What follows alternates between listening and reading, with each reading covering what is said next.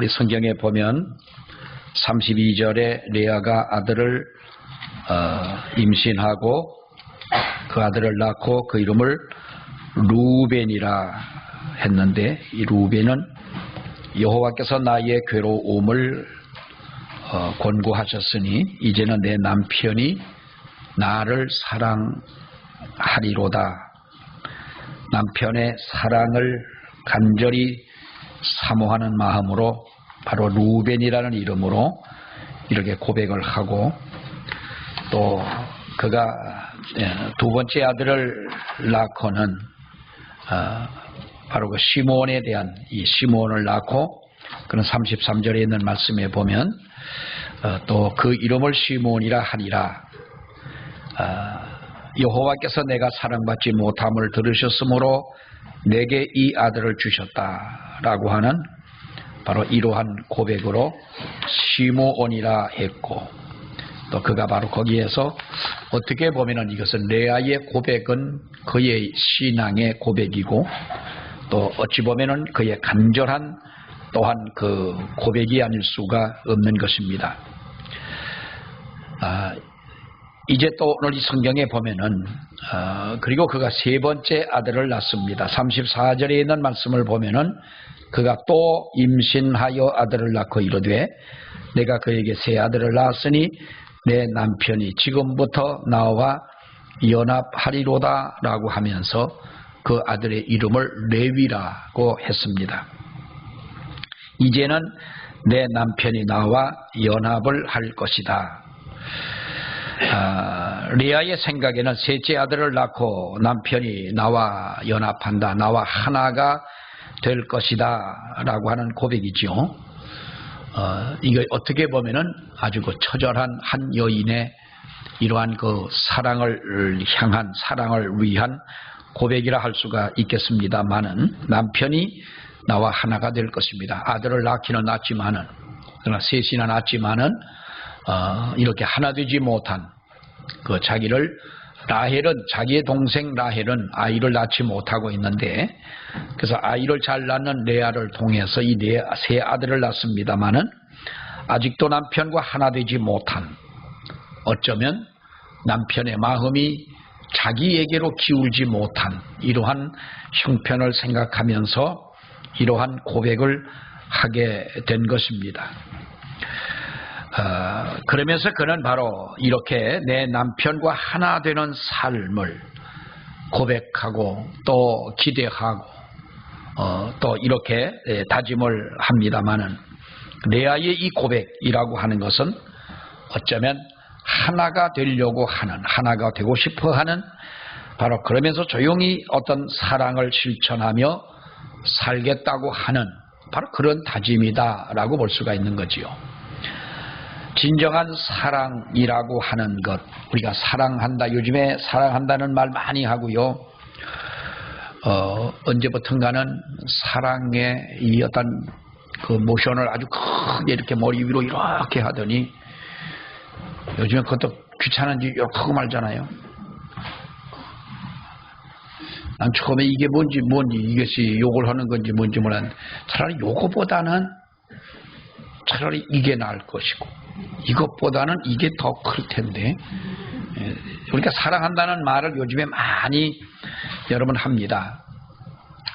어쩌면 우리가 이렇게 마음대로 표현하고 또 사랑을 표현하면서 우리가 살아가지만은, 사랑이라고 하는 것이 정말 우리에게는 언제라도 메마른 것이고 언제라도 우리에게 부족한 것이고, 아무리 우리가 사랑을 받는다 할지라도 그것으로 우리가 만족할 수 없는 것이 사랑일 것인데, 여러분, 진정한 사랑이라고 하는 것은 말 없는 헌신을 통해서 이루어지는 것인 줄로 믿습니다.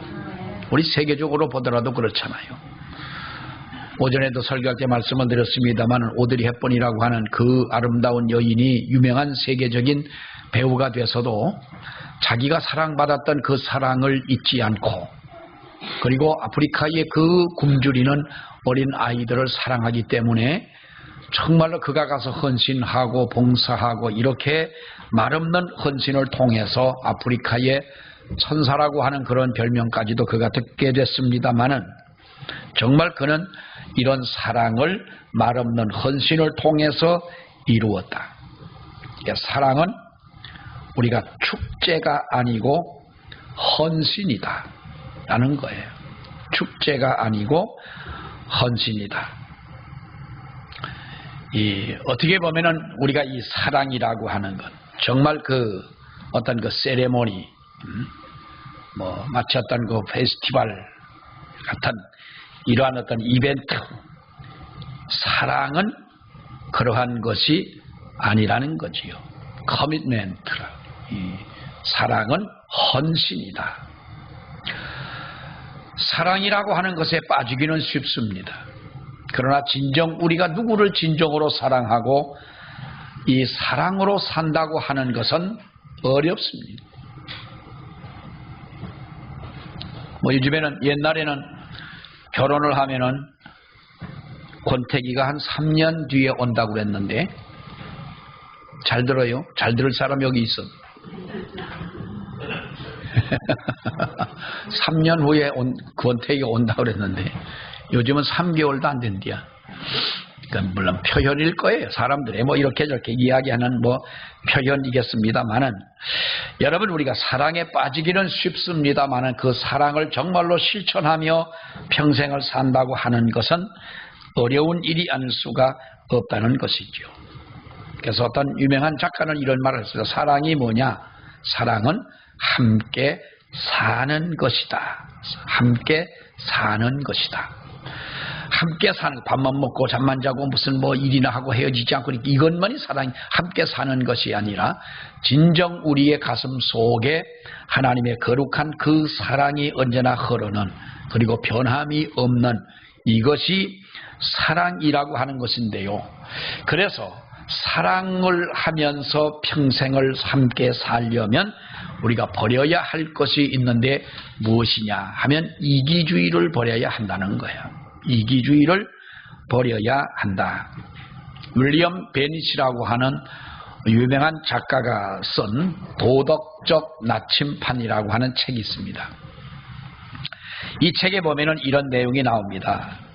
어느 날 독일에서 내전으로 인해서 정말 사람들이 한때 어려워졌을 때 그 뿔뿔이 흩어진 군대가 이렇게 이제 소규모로 이렇게 그 어떤 이 기병대가 되기도 하고 합니다만은 이 뿔뿔이 흩어진 군대가 어느 한 부대가 부하들과 함께 먹을 양식이 떨어지게 된 것입니다. 그래서 먹을 양식을 찾아서 이제 부하들을 데리고 어느 길을 가는데 어느 오두막집을 발견하게 됩니다. 문을 두드리면서 그 주인을 찾으니까 다리를 저는 어느 한 노인이 지팡이를 짚고 나옵니다. 그러면서 우리가 그 대장이 그렇게 말했습니다. 우리가 식량이 필요하다. 우리 지금 부하들이 먹을 수 있는 식량이 필요한데 혹시 당신의 그 집을 보니까 먹을 것이 없는 건 뻔하고 혹시 이 주변에 우리가 곡식을 추수할 밭이 있느냐라고 물으니까 그 노인이 지팡이를 짚고 다리를 절면서 나를 따라오라고 그럽니다. 그 한참 길을 가다 보니 한참 올라가다 보니까 아주 그 밀이 무르익은 그 밀밭이 하나가 나옵니다. 그러니까 그 대장이 그랬습니다. 이거면 우리가 충분하다. 여기서 우리가 양식을 구하겠다. 그러니까 그 노인이 이렇게 말합니다. 조금 더 가야 합니다. 조금 더 가야만 합니다. 아직 추수할 밭은 도착을 하지 않았습니다. 그러니까 이 대장이 아무데서 자기가 농사한 것도 아니고 자기 밭도 아닌데 자기가 아무데서나 구하면 되지만은 그 노인의 말을 듣고 또 한참을 또 따라 올라갔습니다. 간 것만큼 더 2배는 되는 거리를 갔더니 거기에 또 밀밭이 있는 겁니다. 그래서 여기에서 양식을 구하라라고 이제 그 대장에게 말을 하니까 대장이 노인에게 묻습니다. 아니 왜 우리를 이렇게 멀리까지 오게 했느냐? 저기 올 때에 봤던 그 밀밭에서 추수를 할 수도 있는데 왜 여기까지 오라고 했느냐? 그때 노인이 여러분 뭐라고 말을 했느냐 하면 그 밀밭은 제 것이 아닙니다 그랬어요. 그 밀밭은 제 것이 아닙니다. 내 생각 같으면 그 전쟁은 아니지만 아무튼 내전으로 인해서 나라가 어지럽고 뭐 힘들고 할 때에 아무 밭에 가서 그 내가 하는 것도 아니고 군인들이 와가지고 뭐 베어가는데 어느 밭에서나 베어간들 무슨 뭐 자기한테 뭐 어떻겠어요. 그러니까 여기서 팔라고 할 수도 있겠지만은 이 밀밭은 내 밀밭이 아닙니다 라는 거예요.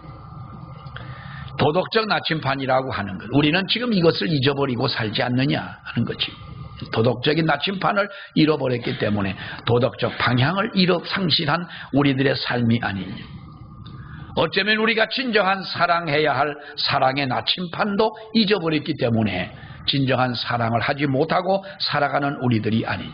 그러니까 지금 이 세상은 여러분 어떻게 보면 이기주의가 만연해 있는 이러한 세상이고, 사랑한다는 표현은 많이 하고 사랑한다고 하지만은 우리가 진정한 하나님의 거룩한 그 사랑을 실천하지 못하는 이런 삶을 우리가 살아가고 있지 않느냐. 남의 손해보는 것은 우리가 즐겨보면서 자기는 절대로 손해보려고 하지 않는 이러한 이기주의적인 사고. 여러분 이것이 더욱 큰 문제는 우리 믿는 성도들에게도 이 이기주의가 심각하다는 것입니다. 그런 마음을 가지면 여러분 어떻습니까? 상처만 깊어지고 갈등만 커지게 된다는 거예요. 그러니까 우리가 함께 살려면 사랑한다고 하는 것은 우리들이 이기주의를 버려야 하는 것이다. 무엇보다 우리의 마음이 하나님을 향하고 이와 같은 정말로 우리가 하나님 앞에서 진정한 헌신적 이러한 마음이 없다면 우리는 하나 되기 어렵다고 하는 것이죠. 오늘 우리가 이 성경을 보면서 레아의 진정한 이 고백이 우리에게 주는 교훈은 무엇입니까? 그토록 어려운 한 여인의 길을 걸어가면서 배신당한 것 같은 그런 고통의 삶을 살아가면서도 하나 되기를 원하는 진정한 이러한 마음을 가지고 있다는 거죠. 여러분 우리가 부부들이 요즘엔 부끄러워하지도 않고 그저 드러내놓고 상담도 하고 그렇습니다만은 우리가 대개 이제 그 부부가 어느 상담을 할 때에 상담을 하게 되면 대개 그렇게 말하지요. 상대방이 변화가 되어져야 하고 지금 현재에 이렇게 되어진 상황은 나에게서 문제가 있는 것이 아니라 상대적으로 다른 사람 때문에 남편이나 아내 때문에 이런 문제가 생겨지게 된다. 미국의 유명한 어느 상담가가 책을 쓰면서 자기가 상담한 어느 한 부부의 이야기를 이렇게 합니다. 어느 부부가 자기에게 상담을 하러 왔습니다. 근데 이 부부는 결혼한 지 1년밖에 되지 않은 부부였습니다. 우리가 지금 많은 갈등을 겪고 있고 여러 가지 많은 힘든 일이 있는데 우리가 이것을 해결하지 못하게 되면 우리는 함께 살기는 어렵습니다. 그러니까 우리가 지금 이 상황을 어떻게 해야 됩니까? 좌절감과 그 공허함에 젖어서 상담가를 찾아왔을 때 이 상담가는 이렇게 과제를 줬습니다. 앞으로 일주일 후에 다시 볼 텐데 일주일 동안 당신의 행복을 위해서 현재 이 상황에서 무엇이 달라졌으면 좋겠는지 각각 나름대로 각각 적어 오시오. 작은 노트를 해봐야 한 10페이지 정도 되는 10장 정도 되는 작은 어떤 노트를 주면서 여기에다가 리포트를 하듯이 적어갖고 와라. 무엇이 변해야 되는지 적어가지고 와라. 그랬어요. 일주일 후에 다시 그 사람들이 찾아왔어요. 찾아왔는데 무엇을 적었겠어요, 여러분? 내가 변해야 된다. 내가 무엇인가 잘못했다를 적기보다는 이것은 상대의 배우자가 어떻게 달라지기를 원하는 데 대한 이 표현만 다 기록을 해가지고 온 거예요. 남이 변해야 행복해질 수 있는 것이고 문제가 해결될 수 있다. 여러분, 진정한 행복이라고 하는 것은요, 자존심과 욕심을 버려야 하는 줄로 믿습니다. 아멘. 내가 변화되어 하나 되기를 추구할 때 진정한 행복은 주어지는 법인 줄로 믿습니다. 진정한 행복이 뭡니까? 자존심과 욕심을 버리고 내가 변화되어 하나 되기를 추구해 갈 때, 우리가 성경에 보면 흔히 하늘의 미랄에 대한 이야기를 많이 합니다마는 하늘의 미랄이 썩지 않으면 어떻게 싹이 나고 어떻게 열매를 맺겠어요?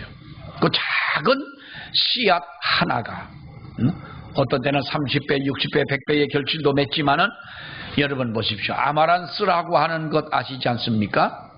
아마란스 씨는요 아주 작습니다.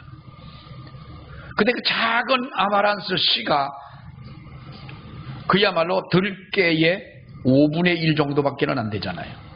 너무 작은 거예요. 요 작은 씨가 땅에 떨어져 썩고 싹이 날 때에 여러분 그 작은 씨앗에서 3m씩 자라는 싹이 나는 거예요. 얼마나 여러분 그 나무가 튼튼하고 굵습니까? 그리고 그것은 몇 배입니까? 1000배도 넘지요. 수천 배의 열매를 맺는 거예요. 우리가 오늘 이 레아의 고백을 보면서 여러분 분명한 것은 아직까지도 나는 썩지 못하고 나는 죽지 않고 나는 희생하지 아니하고 나는 나의 자존심과 욕심도 버리지 아니하고, 우리가 어떻게 내가 변화되지 않는 상황에서 어떻게 우리는 행복하기를 원하고 잘 되기를 원할 수가 있느냐는 거예요. 어떻게 우리가 잘 되기를 원할 수가 있느냐. 여우와 두루미의 이야기를 여러분 아시죠? 여우와 두루미는 친구였어요. 근데 하루는 여우가 두루미를 자기의 집으로 초청을 해가지고 초청을 해서 이제 지내게 되는데 이 식사를 하게 되지 않습니까? 그러니까 여우가 자기는 접시에다 음식을 담아가지고 자기 것과 두루미 것을 줬습니다. 그러니까 두루미가 가만히 보니까 이게 먹을 수가 있어요, 없어요? 여우는 지는 그릇에 담아 먹는 게 당연하지만 두루미는 주둥이가 길어가지고 이걸 그 접시에 담은 걸 어떻게 먹을 수가 있겠어요? 그래서 그리고 이제 그 다음에 두루미가 자기의 집으로 여우를 초청을 했어요. 두루미는 어디다가 먹어요? 흰 병에다가 음식을 담아가지고 주둥이를 꽂아놓고 먹는데, 여우도 똑같은 그릇에다 주니까 여우가 먹을 수 있어요, 없어요? 아무리 들여다보니까 이게 상대적으로 여우는 두루미의 집에 와서 우정이고 뭐고 다 깨지고 자존심 상하고 뭐 저런 놈이 다 있나 했을 것이고, 두루미는 또 여우의 집에 가서 또 그런 것을 경험하지 않았겠어요? 아무리 여러분 환경이 변해진다 할지라도, 우리가 좋은 환경이 이렇게 달라진다 할지라도, 나의 모든 형편이 정말로 우리가 새롭게 나도 깜짝 놀랄 만큼 이러한 변화가 있다 할지라도 내가 변하지 않은 이상 우리는 여러분 진정한 그 행복조차도 우리는 가져올 수 없다는 거예요. 진정한 행복은 나 자신을 버리는 것인 줄로 믿습니다. 하나 되기를 바라는, 정말 이 고백이 우리의 고백이 돼야 하는 줄로 믿습니다. 자, 또 하나 우리가 보면은요, 35절 말씀에 이렇게 말하지요. 우리 다시 한번 봅니다. 시작. 그가 또 임신하여 아들을 낳고 이르되 내가 이제는 여호와를 찬송하리로다 하고, 이로 말미암아 그가 그의 이름을 유다라 하였고 그의 출산이 멈추었더라. 자, 레아는 네 번째 아들을 낳고 하나님을 찬송하고 영원히 감사하며 살겠다라고 하는 이름으로 그 아들의 이름을 유다라 지었습니다. 그러므로 유다의 고백이라고 하는 것이 뭡니까? 하나님께 찬송하고 하나님께 감사하고 하나님 중심으로 살겠다 다짐하는 것이죠. 마태복음 6장에 너희는 먼저 뭘 구해라? 그의 나라와 그의 의를 구하라. 그러면 이 모든 것을 너희에게 뭡니까? 더하시리라 그랬어요. 이 모든 것을 너희에게 더하시리라. 하나님 중심으로 살면 하나님께서 필요한 것으로 채워주신다고 하는 것입니다. 그러나 하나님 중심적인 삶을 노력 없이 우리가 사는 것으로 오해해서는 여러분 안 됩니다.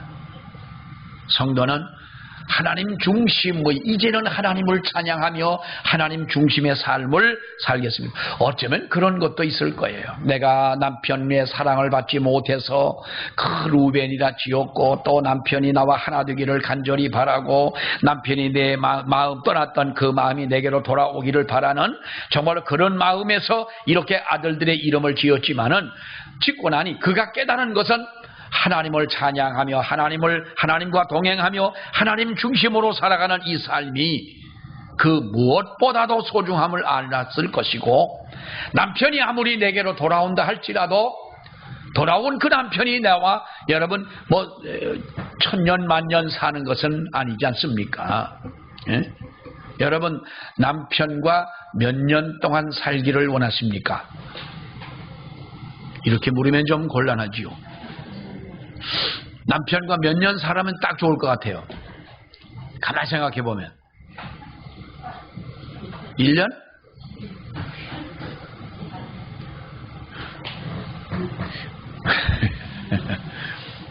남편과, 그러니까 우리가 세상 참 이 세상에 와가지고 결혼을 해서 한 여자 한 남자 이렇게 서로 만나 결혼을 했어요. 근데 몇 년 우리가 살아요. 요즘에 보면은 30에 결혼한다고 그럽시다. 30에. 그러면 90을 살면 60년을 같이 사는 것이고, 그렇잖아요. 80을 살면 50년을 사는 것이고, 우리 집사람하고 나하고도요 40년 달 살아요.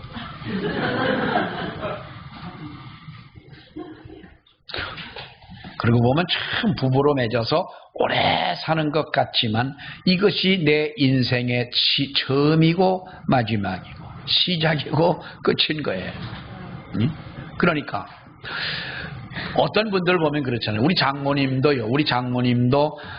그러니까 우리 집사람의 친정아버지 장인 되시는 분이 돌아가실 때 38에 돌아가셨어요. 우리 장모님 38에 혼자 되셔서 그 3남매를 키우시고 그러셨어요. 근데 그 38에 젊은 나이에 그러셨다 그러는데 그보다 더한 분도 계시더라고. 많잖아요. 그런 분들이 그 자식 때문에 재가를 하는 건 생각도 하지도 않고 그저 평생을 자식 때문에 이렇게 살아온 분들이 여러 분 계시는데요. 아무리 우리가 남편을 의지한다 할지라도 남편이 내 인생에 모든 걸 책임져 주는 사람은 아니에요. 아내도 역시 마찬가지고. 사는 동안 합력하여 선을 이루고 하나님의 영광을 위해서 기쁘게 행복하게 즐겁게 함께 사는 것, 동반자로 어쩌면 동행자로 이렇게 한평생을 사는 것이지요. 레아가 느낀 것은 뭐예요? 아무리 마음을 떠난 이 남편이 내게로 돌아온다 할지라도 하나님을 찬양하는 그것과는 비교할 수가 없다는 것을 안 것이지요. 인간의 사랑의 그 깊이와 하나님의 사랑의 깊이를 레아는 깨달았던 거예요. 그렇다고 여러분 남편 미워하자, 이제부터 아내를 미워하자 이 말은 아니에요. 응? 어쩌면 방바닥이 차가워서 차가운 바닥에서 밥을 먹고 나면 이렇게 오해할 수도 있어요. 그러나 그것은 이제 순간적이고 오늘 전기가 한번 펑 하고 나니까 이제 그런 현상이지만은 여러분 오해하자는 이야기는 아닙니다. 하나님 중심으로 살 때 하나님께서는 그렇게 사는 성도에게 그렇게 살아갈 수 있는 능력과 필요한 것을 채워주시는 줄로 믿습니다. 그렇다고 우리가 아무것도 하지 않고 하나님 앞에 가만히 기다리면서 살아간다, 이것은 여러분 아닌 것이죠. 사랑은 행동이라는 거예요. 자, 사랑은 뭐요? 행동인 거예요. 행동, 믿음은 뭡니까? 믿음도 역시 행함인 거예요. 행함이 없는 믿음은 죽은 것이라고 했어요. 성공을 하려면 우리가 지혜도 짜내고 정보도 얻고 발품도 팔고 최선을 다해서 하나님의 은혜를 기다리는 이런 삶이 우리가 진짜 하나님 중심의 삶인 것이지요. 가만히 우리가 기다리는 것만은 아니지 않습니까? 그래 경제학에도 그렇죠. 경제학에 세 가지 I가 있다 그랬어요. 아이디어가 있어야 되고 또 하나는 인터내셔널 어떤 세계적인 정보도 있어야 되는 것이고 그 이노베이션인 개혁적인 것이 있어야 되는 이 경제학에서 말하는 이 세 가지 I입니다만 여러분 우리가 믿음으로 사는 우리 성도들은 가만히 기다리고 사는 우리들이 아니라는 거예요. 하나님을 향하여 우리가 무엇을 해야 되느냐. 어느 날 한 자기 딸내미가 결혼할 남자라고 어느 소도둑놈 같은 어떤 청년을 데리고 집에 왔습니다.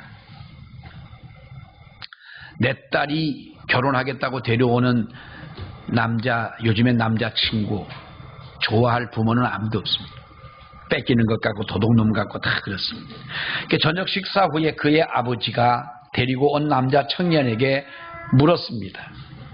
자네 앞으로 살아갈 계획이 뭔가? 그랬더니 그 청년은 하는 말이 저는 앞으로 성경학자가 되는 것이 소원입니다. 그러니까 성경학자가 된다니까 참 좋은 꿈을 가지고 있구먼 그랬습니다. 그럼 앞으로 결혼을 하면은 결혼할 집은 어떻게 준비를 하고 있나? 그랬더니 그 청년이 말합니다. 다 하나님이 공급해 주실 줄 믿습니다. 다 믿는 집안인데 딸도 그렇고 믿는 집안인 거예요. 그러니까 뭐 하나님이 공급해 주실 줄 믿습니다. 얼마나 여러분 그것보다 더 좋은 것은 어디 있겠어요. 그래서 엄마가 물어봤어요. 그럼 결혼할 때 반지는 어떻게 준비할 것인가? 라고 물었더니 그 청년이 하는 말이 그것도 다 하나님이 공급해 주실 줄로 믿습니다. 그랬어요. 아버지가 또 물어봤어요. 그러면 앞으로 자식을 낳으면 자식들은 어떻게 키우려고 생각하나? 그때 그 청년이 하는 말이 아버님 염려하지 마십시오. 우리 삶이라고 하는 것은 제가 열심히 공부하고 하나님 일 열심히 하게 되면 하나님께서 다 공급해 주실 줄로 믿습니다. 그런 거예요. 그 아들이 갔어요. 가고 난 다음에 부부가 그 청년과 저녁을 먹으면서 대화한 이야기를 가만히 생각을 해보고 아무리 생각을 해봐도 성경학자가 되겠다고 하는 거기에는 서로가 동의를 하고 좋은 일이지만은 가만히 보니까 뭘 하겠다고 하는 비전도 꿈도 없는 거예요. 계획도 없는 거예요. 그러니까 그 엄마가 하는 말이었어요. 아마 걔가 우리를 하나님으로 본 거 아닐까요? 그런 거예요. 외동딸이라면 더 좋지 뭐. 외동딸이라면 외동딸 그럼 재산이 누구 거예요? 저같이 내 건데 뭐. 근데 가만히 또 그래서 아버지가 그랬어요. 너 그 청년과 사귀는 것은 좋으나 성경학자가 되겠다고 하는 거기에는 정말로 우리가 존경하고 동의하지만 그러나 한번 잘 사귀어봐라. 여자가 이 청년하고 사귀다 보니까 정말로 그 남자의 어떠한 무책임함, 믿음은 좋은 것 같아요. 다 하나님이 주실 것이다. 그 하나님이 물으실 거예요. 그럼 너는 나를 위해 뭘 줄 것이냐? 응? 너는 나를 위해서 그럼 뭘 주려고 그러느냐? 나는 너를 위해서 모든 것을 다 준비를 해놨다. 그러나 너는 나에게 뭘 주려느냐? 사랑하는 여러분, 아무 계획도 없이 하나님을 내세워서 우리가 하나님이 공급해 주실 것이라고 하는 그러한 것은요, 여러분, 이것은 잘못된 신앙인 것입니다. 물론 우리가 세상과 물질에 집착을 해서는 더더욱 안 됩니다만은 사랑은 여러분 어떤 관념이 아니라 변화를 위한 강력한 촉매제가 되어야 하는 것이고요. 하나님을 사랑한다고 하는 것은 여러분 우리가 무엇입니까? 하나님 앞에 진정 인정받을 만한 무엇인가 주님이 우리에게 주실 만한 그런 근거가 있는 믿음을 가지고 있어야 되지 않느냐 하는 것입니다. 우리가 하나님 앞에